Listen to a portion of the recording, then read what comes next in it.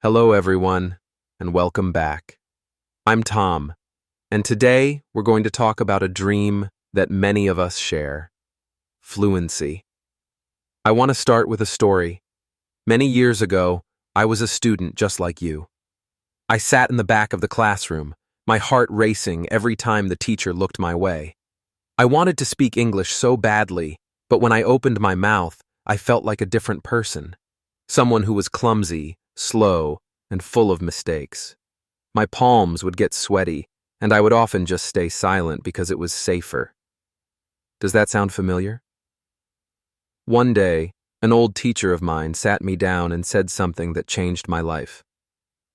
Tom, you don't need a magic wand to be fluent. You just need to show up every day. Fluency isn't a gift, it's a result. This realization shifted my perspective. I realized that becoming fluent is exactly like planting a tree. You don't plant a seed and expect fruit the next morning. You put the seed in the soil, you water it, you give it sunshine, and you protect it from the wind. Day by day, even when you can't see the growth, the roots are getting deeper. Today, I want to show you how to water your English tree. Part 1. Redefining fluency. What does fluency mean to you? Many students tell me, Tom, I want to speak like a native speaker. I want to speak as fast as the actors in movies. I once had a student named David. David was very smart, and he spoke incredibly fast. But there was a problem. Nobody could understand him. He was so focused on speed that he forgot about connection. I told him, David, slow down. English is not a race. It's a bridge between two people. Fluency is not about speaking fast. It is about clarity and confidence. It's about making the person across from you feel what you feel. You don't need a 20,000-word vocabulary to do that. You just need the courage to use the words you already know clearly. If you can explain your day, share a joke, or ask for help using simple English, you are already on the path to fluency. Part 2. The secret power of listening. If you want to speak better, you must first learn to listen. I call this soaking your brain. I remember a student who loved English music. Her name was Maria. She didn't like grammar books, but she loved pop songs. She would listen to the same song 10 times a day, singing along in her car. At first, she was just making sounds, but slowly, those sounds turned into words, and those words turned into sentences. Why did this work? Because she was learning the music of English. Every language has a rhythm, a beat, and a melody. When you listen to podcasts, stories, or songs, you aren't just learning words. You are learning where to breathe and which words to emphasize. Don't worry if you only understand 40% or 50% at first.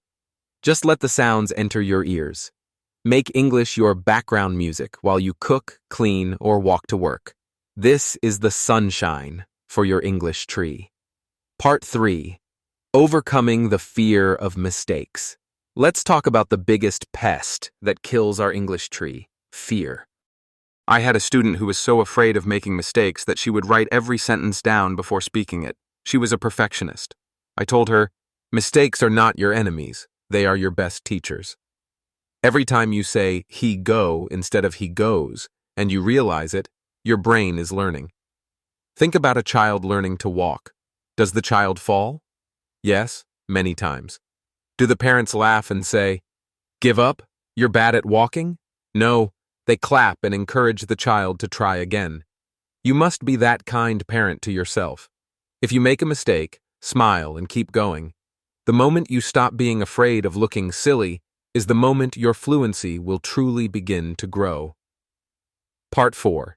Practical habits for your daily life. How do we practice when we are busy? We don't need more time. We need better habits. Here are 3 practical steps you can start today. Thinking in English. This is a game changer. Stop the translation machine in your head. When you are alone, start labeling your life. I am holding a pen. The pen is blue. I am writing a letter. It sounds simple, but it trains your brain to connect directly to English. The mirror method and recording. Sometimes we need to be our own audience. Stand in front of a mirror and tell yourself a story about your day, or better yet, record a 1-minute voice memo on your phone. Listening to yourself might feel strange at first, but it is the fastest way to notice your pronunciation habits and fix them. Read aloud. Don't just read with your eyes. Use your voice. Read a simple story or an article out loud. This exercises your mouth muscles. It's like going to the English gym. It makes the words feel more natural in your mouth. Part 5. Building bridges with others. Language is social. I once had 2 students who were best friends. They made a English-only pact.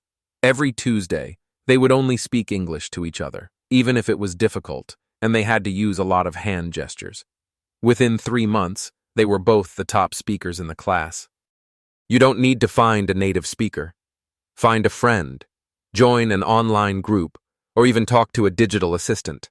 The goal is to keep the conversation flowing. If you don't know a word, don't stop. Describe it. If you forget the word refrigerator, say, the big cold box in the kitchen. That is a sign of a fluent mind. The ability to adapt. Conclusion. The river and the goal. As we wrap up today, I want you to imagine a river. A river doesn't cut through rock because of its power, but because of its persistence. It just keeps flowing day after day until the rock changes. Fluency is a journey, not a race. There will be days when you feel like you aren't improving. There will be days when you forget words you knew yesterday. That is okay. That is part of the process. Look back at where you were a month ago or a year ago. You have come further than you think. Be curious, be patient, and most importantly, enjoy the journey.